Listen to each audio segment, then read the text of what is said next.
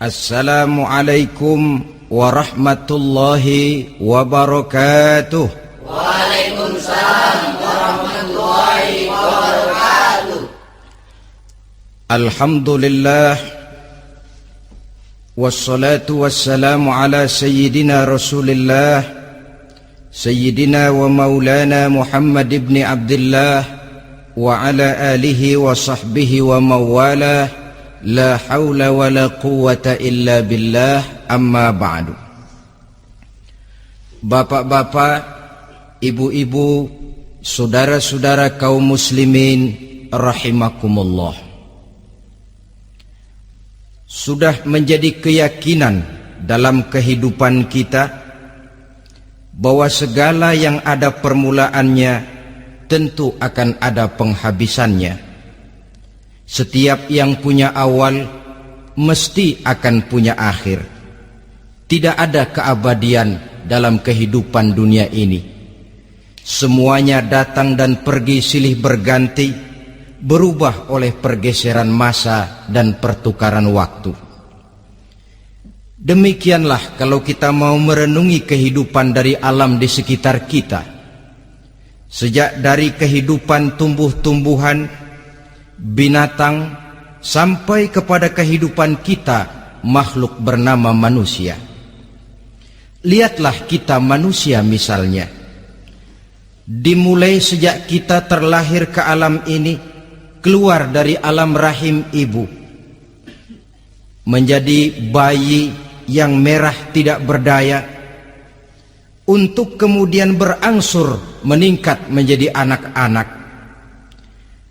Dari kehidupan anak-anak berubah lagi kita menjadi remaja dengan segala keceriaan dan kelincahannya, dan dari masa remaja naik lagi kita memasuki usia dewasa, untuk kemudian berangsur memasuki hari tua. Lalu setelah kita memasuki hari tua, sehari, seminggu, sebulan, setahun, sampailah kita kepada batas waktu yang telah ditentukan oleh Allah, yang dinamakan ajal, dan bertemulah kita dengan yang disebut maut. Ini merupakan kepastian dalam kehidupan. Kalau saja kita mau merenung perubahan-perubahan yang terjadi pada diri kita, seharusnya membuat kita insaf dan sadar. Di kala remaja kita begitu lincah, punya rambut yang hitam ikal berderai, punya lesung di pipit, punya senyum yang indah menawan setiap orang yang melihat, punya kulit yang kencang dan bersih. Manakala kita memasuki hari tua, perubahan frontal pun terjadi. Kulit mulai jadi keriput, rambut yang tadinya hitam ikal berderai mulai memutih, nikmat berkurang, gigi yang tadinya utuh dan sanggup mengunyah apa saja, satu demi satu permisi meninggalkan kita. Sangat boleh jadi dikala remaja kita senyum semua orang terpikat. Dikala hari tua dengan kulit yang keriput dan gigi yang tidak ada lagi, manakala kita senyum mungkin orang bakal lari dari sekitar kita. Kemana keindahan yang tadinya begitu menawan? Kemana senyum lesung pipit yang tadinya menarik perhatian orang? Pergi meninggalkan kita, berubah oleh pergeseran masa dan pertukaran waktu. Nah, bila maut datang menjemput kita, selesailah kehidupan sampai di situ? Ternyata belum. Kalau lahir merupakan perpindahan hidup dari alam rahim ke alam dunia, maka mati hakikatnya merupakan perpindahan hidup dari alam dunia ini ke alam kehidupan yang berikutnya, yang dinamakan dengan alam barzah. Andai kata hidup cuma sekali, secara moral kita sanggup berkata, alangkah tidak adilnya Tuhan. Kenapa? Dalam kehidupan ini kan aneka ragam terjadi. Ada orang yang zolim, ada orang yang dizolimi. Ada orang yang membunuh, ada orang yang terbunuh. Ada orang yang kaya, ada orang yang miskin. Ada orang yang jujur, ada orang yang menghalalkan segala cara. Sehingga banyak ketidakadilan yang terlepas daripada pengadilan dunia. Lalu orang pun bilang, di dunia ini katanya banyak pengadilan tapi sulit keadilan. Di dunia ini mudah mencari pengadilan tapi sulit untuk mencari ketidakadilan. Andai kata hidup cuma sekali, tidak akan ada hidup sesudah hidup yang sekarang ini. Bagaimanakah nasib mereka yang lepas dari pengadilan dunia ini? Alangkah tidak adilnya Allah, andai kata tidak ada kehidupan sesudah hidup yang sekarang. Tentulah akan terjadi di mana orang menghalalkan segala macam cara untuk mencapai tujuan. Yang penting kan saya kaya, yang penting kan saya punya jabatan dan kedudukan tinggi. Kalau perlu jilat atas, jilat atas. Kalau perlu sikut kiri kanan, sikut kiri kanan. Kalau perlu injak bawah, injak yang bawah. Ini prinsip daripada orang-orang komunis, dan pantas karena mereka tidak percaya kepada kiamat. Pantas karena mereka tidak percaya akan adanya kehidupan sesudah hidup yang sekarang ini. Maka saya menghimbau kepada seluruhnya, kita sudah kadung menyepakati negara ini berdasarkan Pancasila. Kita sudah kadung konsensus bahwa PKI dengan seluruh ajarannya tidak punya hak hidup di bumi Pancasila yang kita cintai ini. Maka salah satu ajaran PKI tujuan menghalalkan cara. Kita orang Indonesia yang berbudi pekerti luhur, yang punya nilai budaya tinggi, janganlah sampai mencaci PKI, membubarkan PKI, mengutukkan PKI, tapi dalam kehidupan sehari-hari prakteknya prinsip komunis kita pakai. Apa itu? Tujuan menghalalkan cara. Asal sudah tujuan tercapai, cara apapun saja halal. Itu pandangan hidup orang yang tidak percaya kepada adanya hari akhirat. Sebagai muslim yang yakin akhirat ada, kiamat pasti akan datang. Hidup tidak cuma sekali. Maka kalau kita zalim, kalau kita berbuat aniaya, kalau kita melakukan korupsi, kalau kita merugikan orang lain, boleh jadi kita terlepas daripada pengadilan dunia. Tapi ingatlah, kita tidak akan pernah lepas dari pengadilan Allah. Pengadilan Qadhi Rabbul Jalil, di mana kita akan diadili dengan seadil-adilnya, dan tidak satu perbuatan yang bersifat salah, yang bagaimanapun kecilnya, yang akan lepas dari pengadilan di akhirat itu nanti. Pantas saja kalau satu hari malaikat Jibril datang menasehati Rasulullah sallallahu alaihi wasallam, yang artinya juga menasehati kita semua. Apa kata malaikat Jibril kepada baginda Nabi? Ya Muhammad, ish ma syi'ta fa innaka mayyitun. Hai Muhammad, hiduplah semau kamu, tapi jangan lupa kamu pasti akan mati. Kalau memang dilarang tidak terlarang, dicegah tidak tercegah, kamu mau melaksanakan hidup menurut maumu sendiri, persilakan, hiduplah menurut mau dan gayamu. Tapi jangan lupa, fa innaka mayyitun, satu saat kau pasti bakal mati. Dan mati itu bukan akhir dari segalanya, dia babak baru bagi kehidupan selanjutnya. Silakan hidup menurut maumu, tapi jangan lupa kau pasti akan mati. Wa'mal ma syi'ta fa innaka majziyun bih. Kerjakan apa saja yang kamu mau.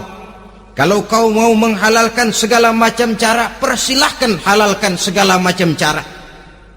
Tapi jangan lupa kau akan mendapat balasan dari seluruh amal perbuatanmu. Wa ahbib ma syi'ta fa innaka mufariquhu. Dan cintailah apa saja yang mau kau cintai. Kau cintai anak istrimu, silahkan. Kau cintai harta bendamu, tafadhal. Kau cintai tanah airmu, kau cintai pangkat dan jabatanmu, persilahkan. Tapi jangan lupa, fa innaka mufariquhu, kau pasti akan berpisah dan akan meninggalkan segala yang kau cintai itu. Apa artinya ini buat kita? Ternyata sesudah maut datang menjemput kita, ada kehidupan sesudah hidup yang sekarang ini. Ini yang mendorong kita untuk dalam kehidupan di dunia ini tidak melakukan prinsip saenake dewe, semaunya sendiri saja, asal perut kenyang, asal pangkat tinggi, asal harta dapat. Masa bodoh dengan merugikan orang lain, masa bodoh dengan menipu orang lain. Iku jenenge saenake dewe. Muslim tidak diajarkan. Ingat manusia, setelah kau mati, setelah kiamat datang, kau akan dibangkitkan, kau akan dimintakan pertanggungan jawab tentang kehidupan yang sekarang ini. Saudara hadirin, oleh sebab itu kalau kita bicara soal kiamat, soal akhirat, ini memang masalah yang gaib, yang sepenuhnya tidak bisa dicernakan dengan kemampuan penalaran intelektual. Dasar di dalam membicarakan ini tidak lain adalah iman kita kepada Allah Subhanahu wa ta'ala. Bukan cuma zaman sekarang, dari zamannya Nabi. Orang itu kalau sudah bicara kiamat, bicara akhirat, ada yang ragu-ragu, ada yang menolak sama sekali. Bukan dari zaman sekarang, dari zaman dulu. Pernah kok satu saat Rasulullah itu dakwah menceritakan, saudara-saudara, akan terjadi kiamat di mana Allah akan membangkitkan manusia dari kuburnya untuk memintakan pertanggungan jawab. Ini dalam dakwahnya Nabi pidato macam itu. Apa reaksi orang? Yang beriman ya mantap, tapi yang tidak beriman, bajingan-bajingan Quraisy ini, mereka bertepuk tangan, mengejek, mencaci. Malahan ini yang luar biasa, ada dua orang kafir namanya Ubay bin Ka'ab dan Al-As bin Wa'il. Mendengar pidato macam ini, mereka buru-buru pulang ke rumah. Ngapain? Ngambil pacul. Lalu berangkat nyari kuburan tua. Dia gali itu kuburan. Tulang-tulangnya diangkut, dibawa ke depan Nabi. Ya Muhammad, tulang-tulang yang udah hancur begini, siapa yang bisa ngidupin lagi? Yang macam-macam aja kamu Muhammad, nggak rasional, nggak masuk akal. Allah menjawab. Apa kata Allah? Wa daraba lana mathalan wa nasiya khalqah. Qala man yuhyil 'izama wa hiya ramim. Qul yuhyiha alladhi ansha'aha awwala marrah wa huwa bikulli khalqin 'alim. Mereka memberikan perumpamaan kepada kami, kata Allah. Mereka melupakan asal kejadiannya. Mereka bertanya, siapa yang sanggup menghidupkan tulang belulang yang sudah hancur kayak begini? Qul yuhyiha alladhi ansha'aha awwala marrah. Katakan kepada mereka Muhammad, yang akan menghidupkannya adalah dia yang telah menciptakannya pertama kali dulu. Kalau dia sanggup menciptakan, dia tentu lebih sanggup lagi untuk mengembalikan reproduksi ciptaan itu sebagaimana semula.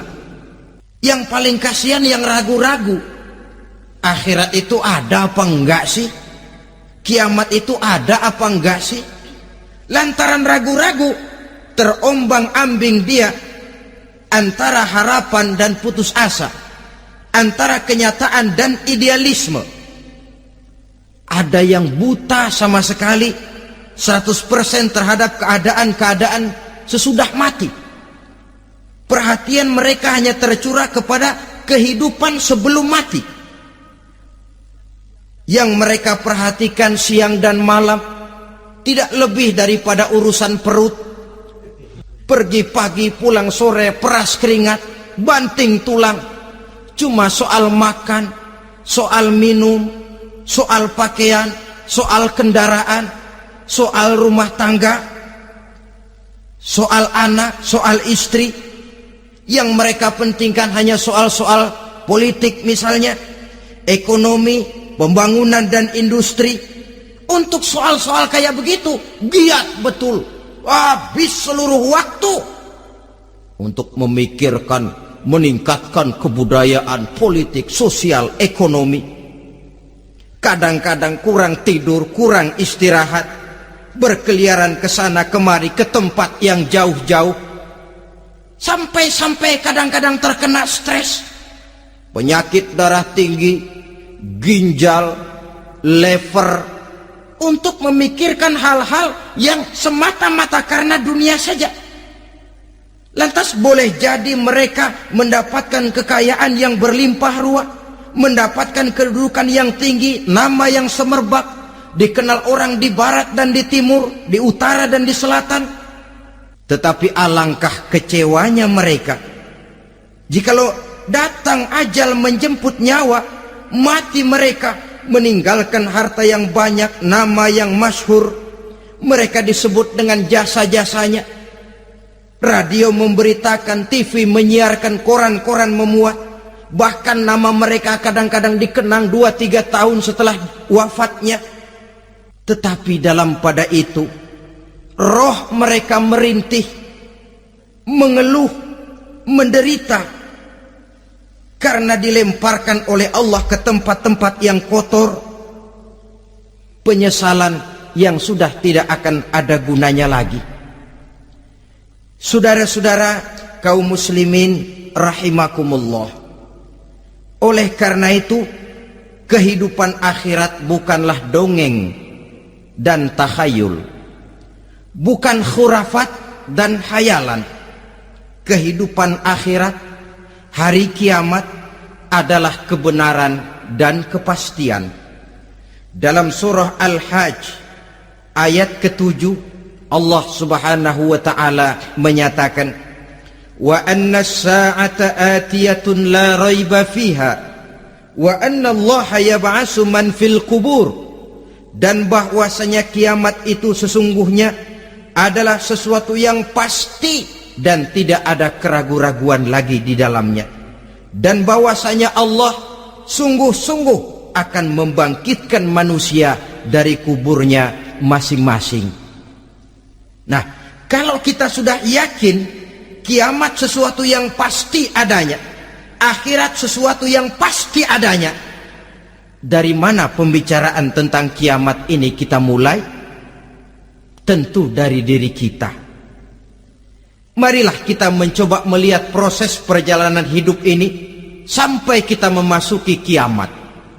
Hadirin, tidak ada makhluk secantik manusia. Tidak percaya, pernah keragunan? Nah, saudara masuk ke kebun binatang, segala macam makhluk ada di situ, ratusan macam jenis binatang. Bandingkan dengan saudara, kira-kira cakep mana?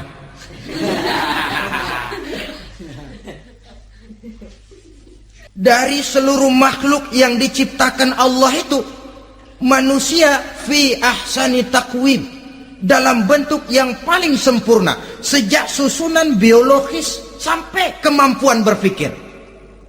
Biologis kita ya Allah, diciptakan kita begini rupa, diberikan 2 kaki untuk berjalan, 2 tangan untuk bekerja, diberikan 2 mata, dua-duanya di depan.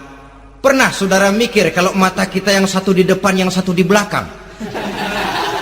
Ah, rasanya nggak laku kacamata itu.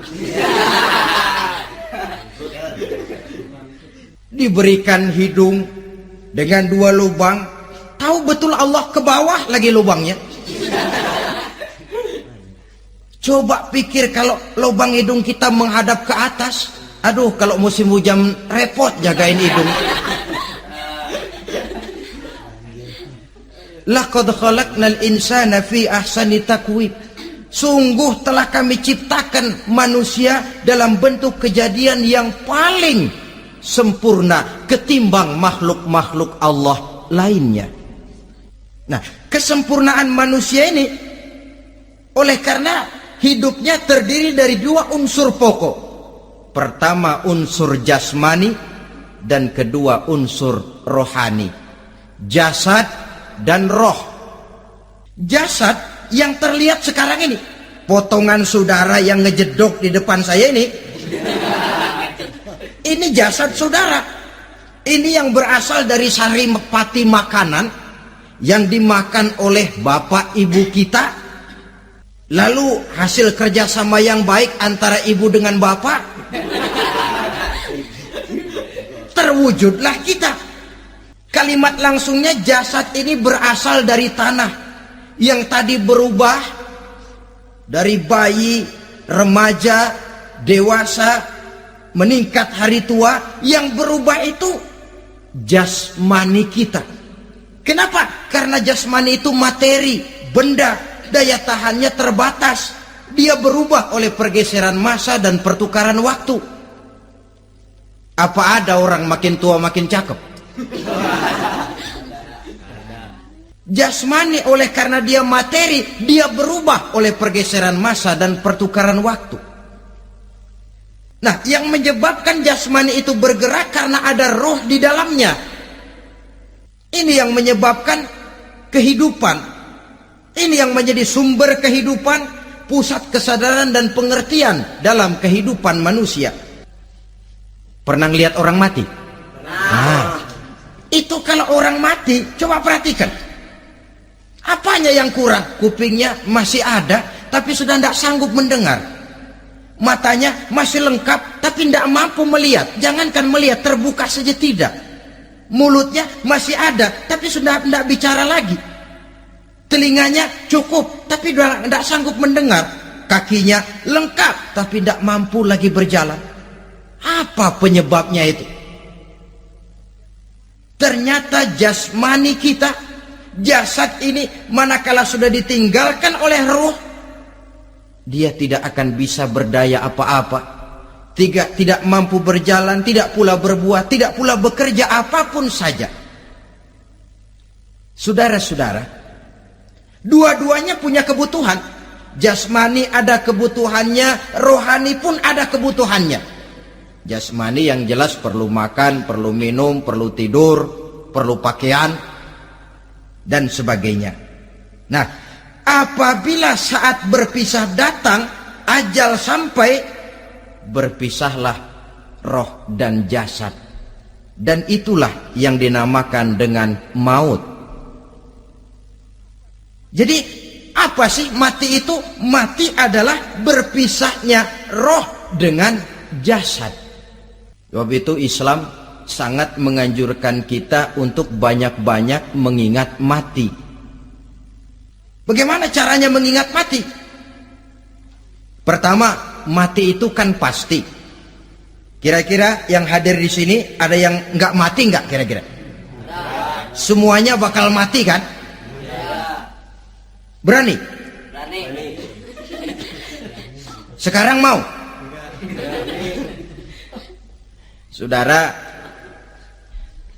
sebenarnya kalau kita merenung lebih jauh, orang itu tidak perlu takut mati.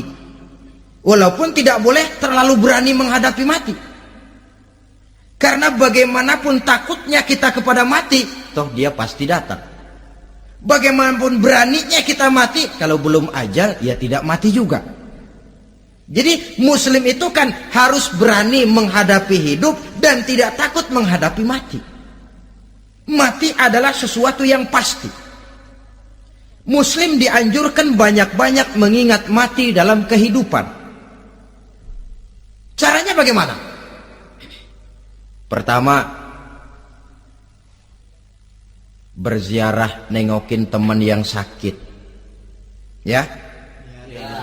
Suka nengokin teman yang sakit enggak? Oh, itu pahalanya kata Nabi.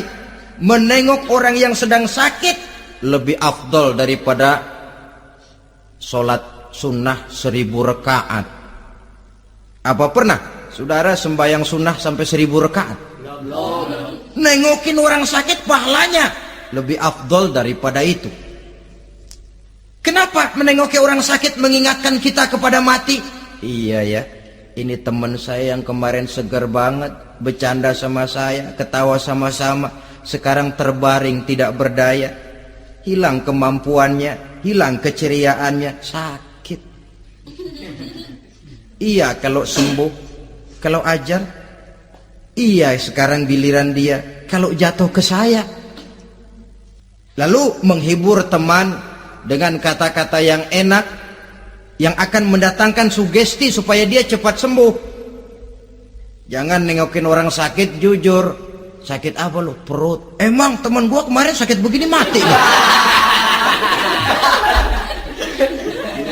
Wah, itu orang bisa jadi shock lantaran etika kita tidak akan sampai ke sana.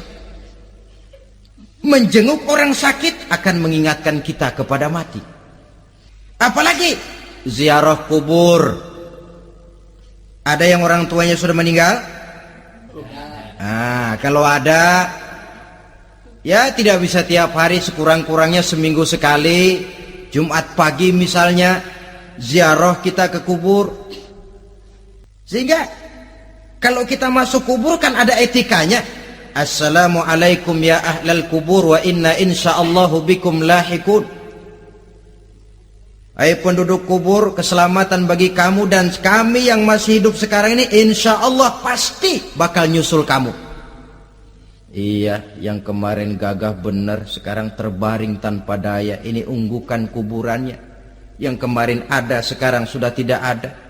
Kemana dia? Kami satu saat pasti akan begini. Ingat mati.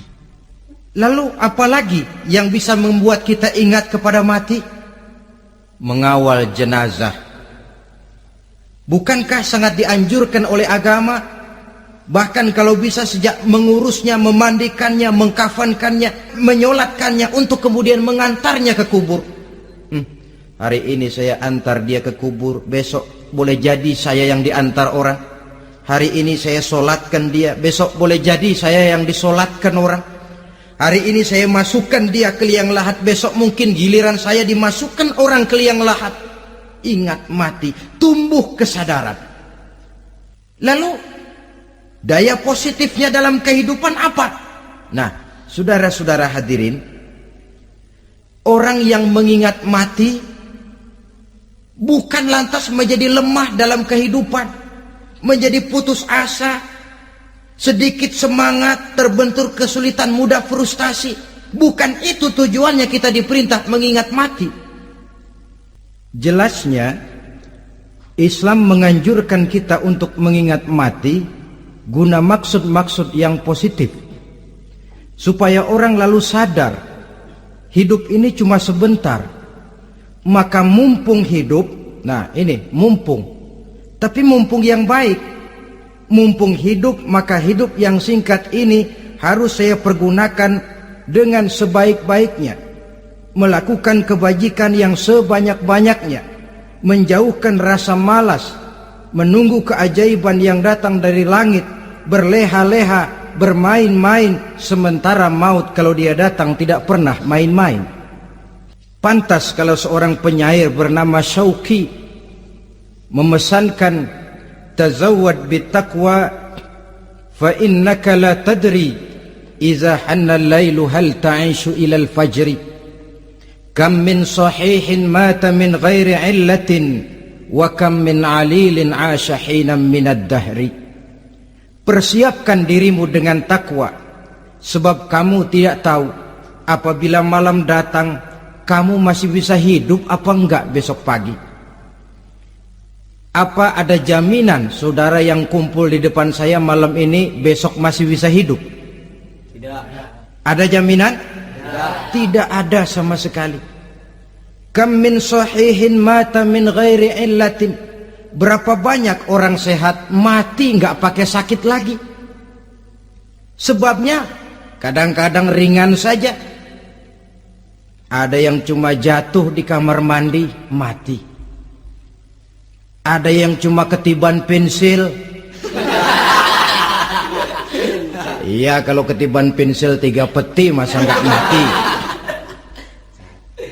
Ta'addadatil asbab wal mautu wahid. Sebabnya boleh jadi macam-macam, tapi mati satu juga, yaitu mati. Dia seperti kelapa yang terlalu tua jatuh ke bawah, yang kembang baru keluar pun jatuh ke bawah. Itulah mati. Dia datang menjemput yang bayi, dia datang mengambil yang anak-anak, dia datang juga kepada yang remaja, kepada yang dewasa, kepada yang tua sekalipun. Jangan yang remaja lalu berpikir, gua rasanya masih jauh banget mau mati. Ini sesuatu yang pasti yang kita tidak pernah diberitahu kapannya.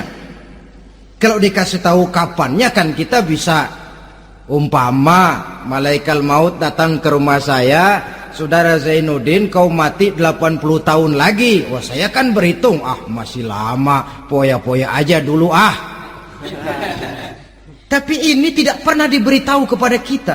Lantaran tidak diberitahu itulah kita perlu bersiap-siap dengan selalu mengingat-ingat mati yang mendorong kita untuk berbuat positif. Satu contoh peringatan mati yang mendatangkan positif pada peristiwa ketika turun perintah hijrah. Ketika di Mekah sudah terpepet turun perintah hijrah. Ini sahabat yang berangkat hijrah, jangan dikira semua bulat hati.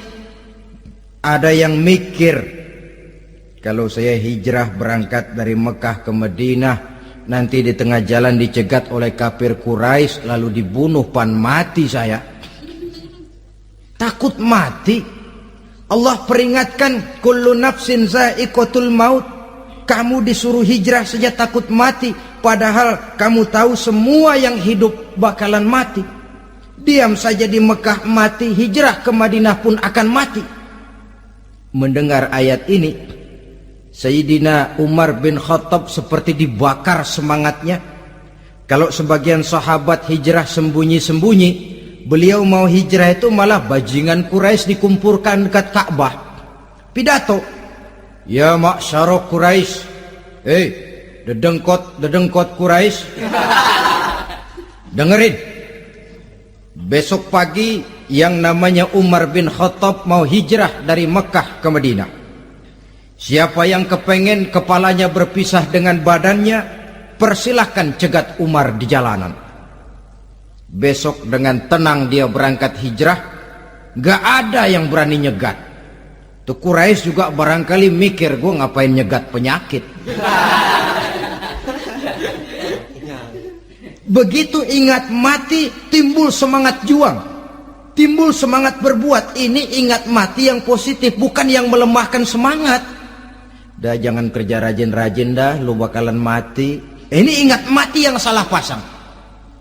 Ingat mati seharusnya mendorong manusia untuk berbuat lebih tekun. Allah memberikan peringatan, qul innal mauta allazi tafirruna minhu fa innahu mulaqikum. Katakan, maut yang kamu akan melarikan diri daripadanya, yang kamu takuti benar dia pasti akan datang menjemput kamu.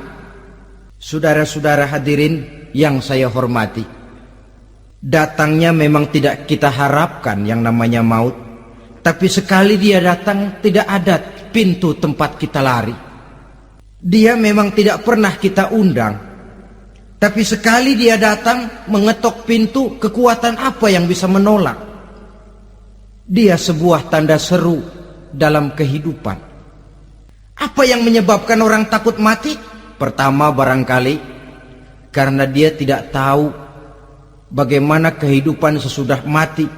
Alam kubur gelap, alam akhirat gelap, sehingga dia bingung. Lantaran bingung lalu jadi takut. Yang kedua boleh jadi oleh bayangan-bayangan dosa yang pernah dia kerjakan di dunia ini. Kerjanya cuma menumpuk dosa. Dia gembira, bahagia, tertawa di atas tumpukan dosanya. Merasa segan berpisah dengan seluruh kehidupan ini. Sehingga boleh jadi maut adalah sesuatu yang ditakutkannya benar dalam kehidupan. Tapi bagaimanapun takutnya, tidak ada tempat lari dari dia. Dalam ayat lain Allah jelaskan, Ainama takunu yudrikumul mautu walau kuntum fi burujim musayyadah.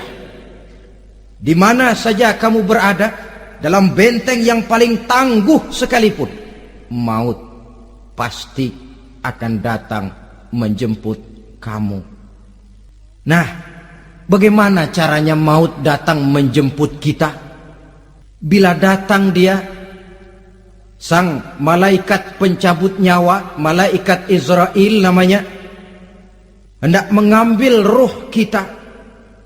Dalam suasana macam begitu, di akhir kehidupan dunia, dalam berhadapan dengan sakaratul maut, terbagilah manusia dalam dua bagian besar. Pertama, yang menghadapi sakaratul maut itu dengan husnul khatimah, baik di akhirnya, sehingga pada saat ruhnya berpisah dengan jasadnya, kelihatan dia seperti senyum, mukanya cerah. Bahkan sebelum itu boleh jadi dia sempat meninggalkan pesan-pesan yang baik. Ada yang sempat azan, ada yang sempat baca Quran. Pernah kan nemui orang yang mau mati seperti itu? Yang sempat azan, yang sempat baca Quran, yang sempat meninggalkan wasiat-wasiat yang baik. Sebab apa? Malaikat maut datang menjemput mereka juga dengan baik-baik. Dicabut ruhnya perlahan-lahan, tapi sungguh pun perlahan-lahan. Pedihnya, sakitnya tetap tiada tara. Rasulullah Sallallahu Alaihi Wasallam, dikala beliau hendak berhadapan dengan sakaratul maut, diceritakan mencelupkan tangannya ke dalam gelas berisi air, lalu mengusapkannya ke muka beliau seraya berdoa, Ya Allah, mudahkan saya dalam menghadapi sekarat ini. Beliau juga yang mengatakan bahwa sakitnya sakaratul maut sama dengan 300 kali bacokan pedang. Sehingga kita diajarkan doa, di antara doa selamat itu kan ada Allahumma hawwin alaina fi sakaratil maut. Ya Allah, mudahkan saya di dalam menghadapi sakaratul maut itu. Ketika ruh ini keluar dari jasad, mata masih mengikuti ruh itu. Sehingga kadang-kadang ada yang matanya terbelalak dan tidak sempat ditutup, terbuka terus, mengikuti ruh itu keluar dari jasadnya. Adapun golongan kedua, manusia yang ketika berhadapan dengan sakaratul maut mendapatkan su'ul khatimah, jelek di penghabisannya. Sekaratnya sudah setengah mati, lalu jelek juga di akhirnya, mati dalam keadaan yang tidak baik, tidak terpuji. Ada yang lagi megang kartu, mati. Ada yang lagi di tempat ngadu ayam, mati. Ada yang lagi di tempat pelacuran, mati. Ada yang lagi megang botol minuman keras, mati. Nih barangkali malaikat maut gemes banget nariknya, lu bajingan, lu tarik terus ya, mati su'ul khatimah. Makanya bagus itu, kadang-kadang di majelis-majelis taklim kan sering dibaca, Ya Allah biha, Ya Allah biha, Ya Allah bihusnil khatimah. Kan ada itu? Ada enggak? Saudara hadirin, mohon agar oleh Allah kita diberikan husnul khatimah, baik di saat ruh akan berpisah dengan jasad.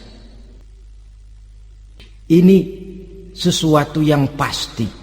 Sang malaikat maut datang menjemput nyawa.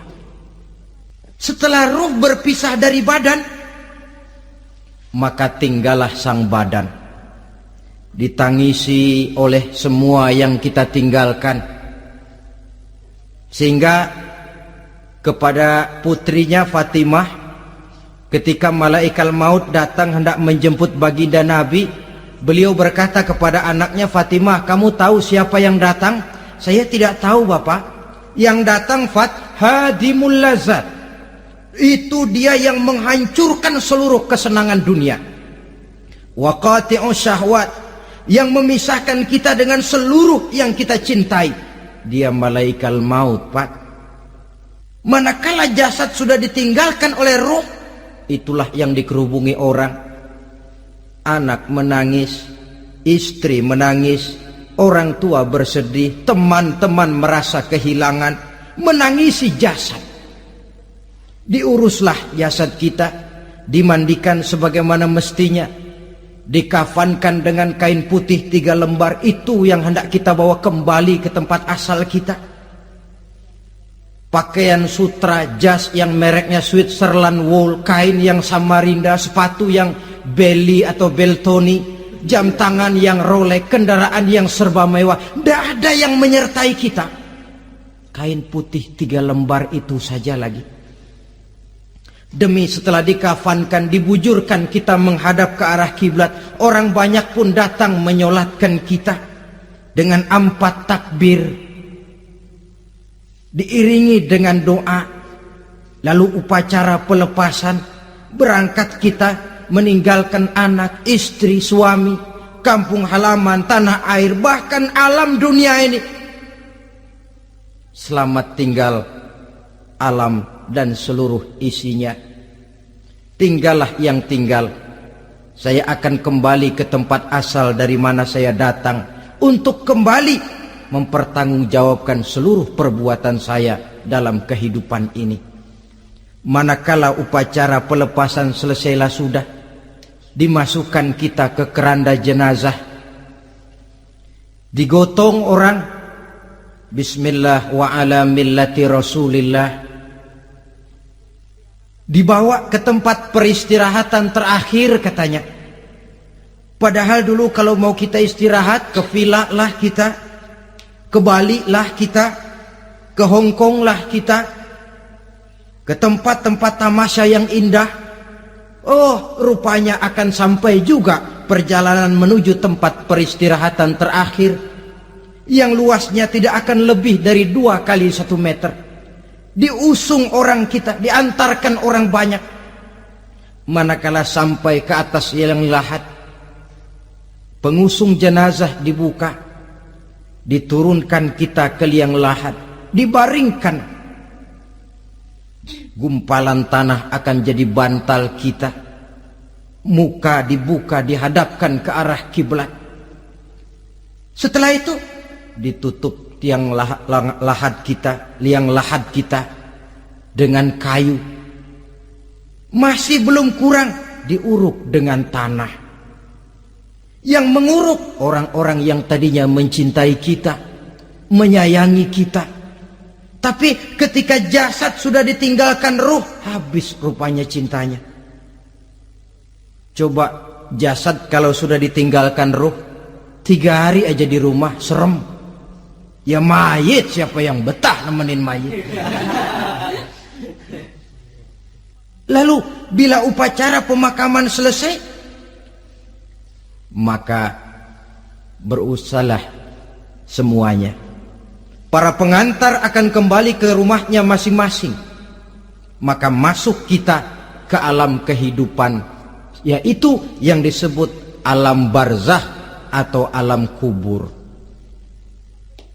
Apa selesai hidup sampai di situ? Tidak. Hanya beberapa langkah setelah yang mengantar kita pulang. Diriwayatkan dalam hadis Bukhari dan Muslim, bila seseorang sudah diletakkan di kuburnya, lalu yang mengantar kembali pulang, maka roh si mayit akan dapat mendengar bunyi terompah orang yang pulang itu.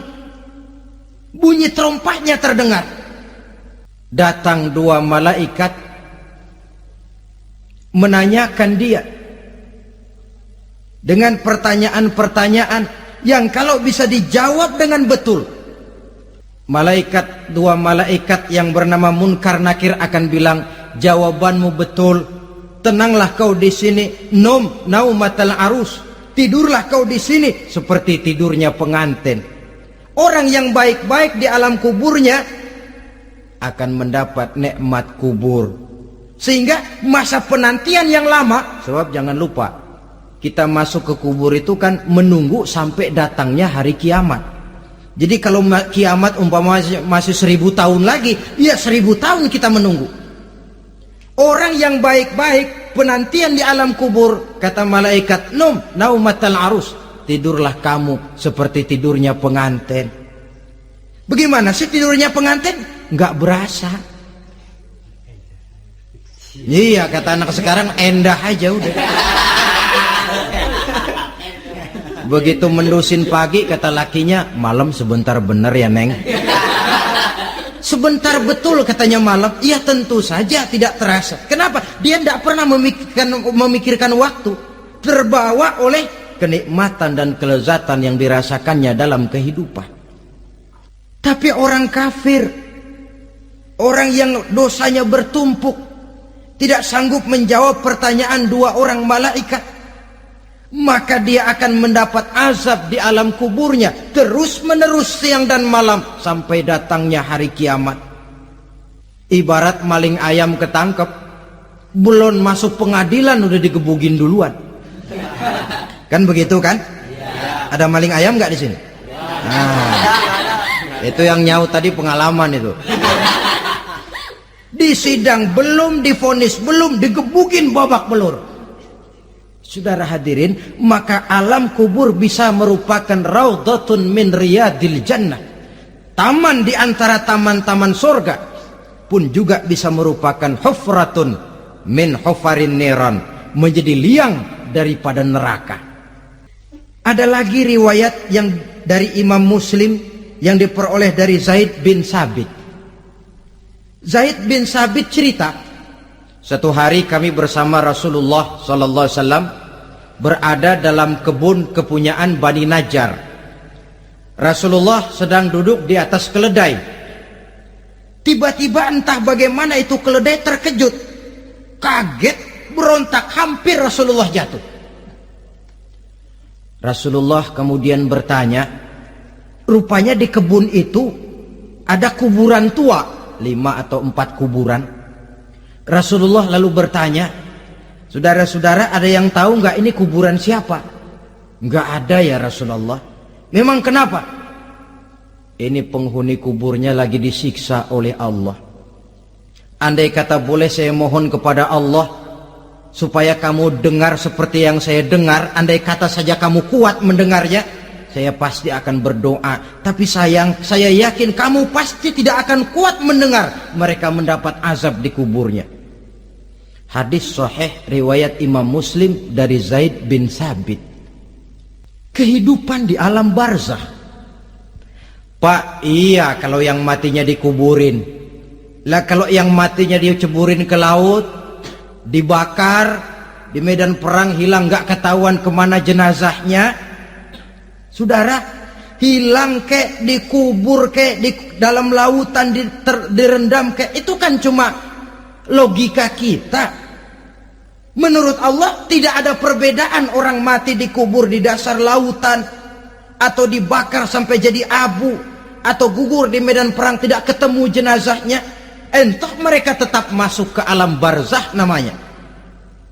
Jasad boleh hancur, tapi roh sebagai sumber kehidupan, pusat kesadaran dan pengertian, dia tetap ada, mengalami kebahagiaan dan kegembiraan, atau mengalami kepedihan dan penderitaan, bergantung kepada amalan yang kita lakukan dalam kehidupan di dunia ini. Maka dalam Yasin tadi kan jelas, qul yuhyiha alladzi ansha'aha awwala marrah, yang menghidupkan mereka yang dikubur di dasar lautan, mereka yang dibakar sampai jadi abu, yang akan menghidupkan ialah Allah yang menciptakan mereka dulu pertama kalinya. Jadi kalau sudah ada aslinya, ya tentu tidak perlu contoh lagi, akan sangat mudah membuatnya. Orang tua kita, keluarga kita yang sudah berpulang, mereka di alam barzah sekarang ini bisa mendapat nikmat kubur, bisa mendapat azab kubur. Bergantung amalan mereka dalam kehidupan di dunia ini. Dalam Musnad Imam Ahmad dan Sahih Abi Hatim malah ada tambahan riwayat. Orang yang banyak kebajikannya di dunia, amalannya akan datang menemani dia. Sholatnya dekat kepalanya, puasa sebelah kanan, zakat sebelah kiri, menghibur dia. Malahan dikatakan berbentuk orang yang cantik menemani dia di alam kuburnya. Aneh, dia tanya, man anta lam ara fid dunya ajmal minka. Siapa kamu? Di dunia ini belum pernah saya melihat orang secantik kamu. Dia jawab, ana amaluka soleh. Saya adalah amalmu yang soleh yang kau kerjakan waktu di dunia. Saya sekarang diperintahkan untuk menemani kamu di sini. Alhamdulillah.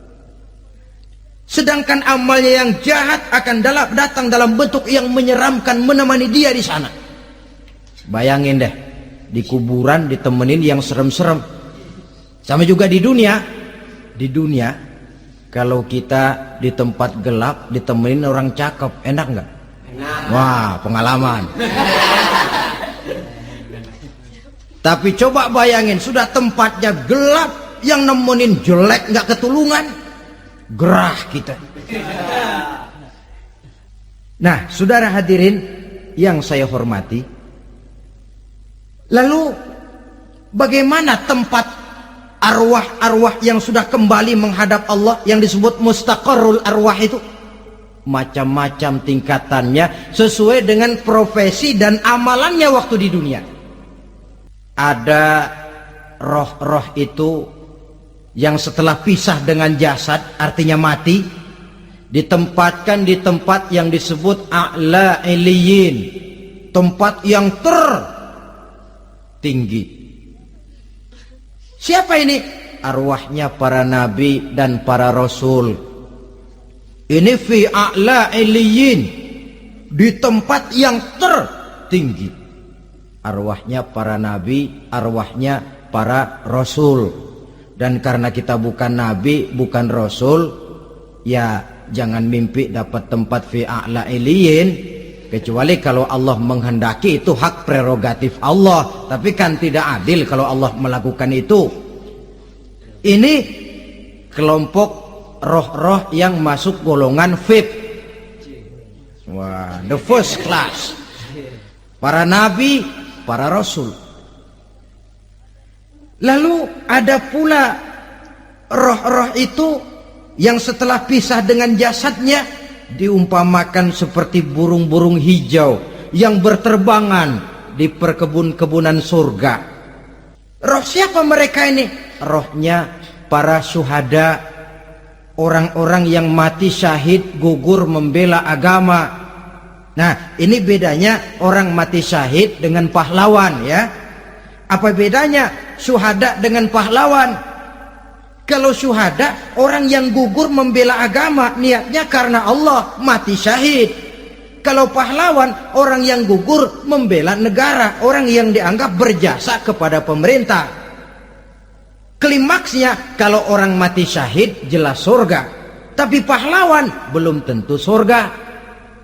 Kenapa? Bergantung kepada negara macam apa yang dibelanya dan pemerintah model mana yang dibelanya. Di negara-negara komunis misalnya, banyak nggak pahlawan? Banyak. Dengan sekian tanda jasa yang mati di medan perang dan sebagainya. Kira-kira pahlawan komunis masuk surga nggak? Tidak. Ya, kalau pahlawan komunis masuk surga, kita nggak kebagian kapling di surga barangkali. Inilah bedanya pahlawan dengan orang mati syahid. Kemudian ada pula roh itu yang tertahan di pintu surga. Tertahan di pintu surga. Ini seperti tadi, orang yang mati syahid tapi masih ada kaitan di dunia. Rasulullah pernah ditanya orang, ya Rasul, kalau saya maju ke medan perang bela agama, mati syahid, apa saya masuk surga? Iya, masuk surga. Kecuali kata Nabi, kalau masih punya utang. Nah, tertahan di pintu surga. Ada pula roh itu yang tertahan di alam kuburnya. Ini umumnya seperti tadi itu. Ada mempunyai dosa, mempunyai kesalahan, sehingga merasakan azab kubur. Ada juga roh itu yang tertahan di permukaan bumi. Mereka yang dalam hidup selalu menumpuk dosa-dosa yang besar, meninggal sebelum keburu untuk bertaubat. Saudara hadirin yang saya hormati, inilah yang kita khawatirkan. Sebab jikalau pada saat roh sudah datang, jikalau saatnya roh datang berpisah dengan jasad, menemukan sakaratul maut, saat itu taubat sudah tidak akan ada gunanya lagi. Masuk ke alam kubur, mendapat azab kubur sampai datangnya hari kiamat. Berapa lama di alam kubur ini? Menunggulah kita sampai datang saatnya kiamat. Nah, saudara-saudara, apa tanda-tanda hari kiamat? Kapan dia akan datang? Bagaimana hal ihwal manusia pada saat terjadi kiamat? Bagaimana alam ini? Bagaimana perhitungan di padang mahsyar? Insya Allah akan saya ungkapkan pada bagian kedua dari ceramah ini. Insya Allah kita akan lanjutkan pembicaraan ini sampai kepada terminal paling akhir, surga dan neraka. Inilah saja pertemuan kita pada kesempatan kali ini. Terima kasih banyak atas segala perhatian. Mohon maaf atas segala kekurangan. Wabillahi taufiq wal hidayah. Wassalamualaikum warahmatullahi wabarakatuh. Waalaikumsalam warahmatullahi wabarakatuh.